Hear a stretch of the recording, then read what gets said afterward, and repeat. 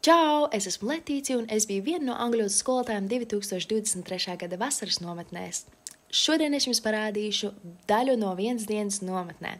Parādīšu jums tieši piekdienu, kas ir pirmspēdējā diena nometnē. Dienu mēs sākām ar rīta rosmi, lai kārtīgi pamostos un izkustētos, un tad turpinājām ar garšīgām brokastīm un sarunām par to, kā mums vispār ir gājis vakardien. Un šoreiz brokastīs mēs ēdām pildītas pankūkus, jogurtu un maizītes ar gurķiem un tomātiem. Pēc brokastīm mums ir laiks, kad mēs apskatām vēstules no iepriekšējās dienas un saskaitam reivus, kas ir nometnes nauda, lai mēs zinātu, kā mēs esam uzvedušies iepriekšējā dienā un cik daudz mums reivu vispār kopumā ir sakrāti. Tad mēs kārtīgi saklājam gultas, lai cienītu viens otru, un tad mēs izmazgājam kārtīgi zobus.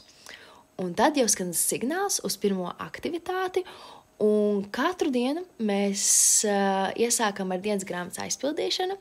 Mēs pierakstam katru savā dienas grāmatā to, ko esam iepriekšējā dienā darījuši, un ko jaunu esam iemācījušies un paveikuši. Tad mums ir 10 minūšu pauzīte pēc katras aktivitātes un jau nākamā aktivitāte. Šoreiz tā bija apsveikuma kartiņa veidošana, un mēs izgatavojām kartiņas vecākiem, lai pateiktos par to, ka mēs varam būt šeit nometnē un piedzīvot šo lielisko pieredzi.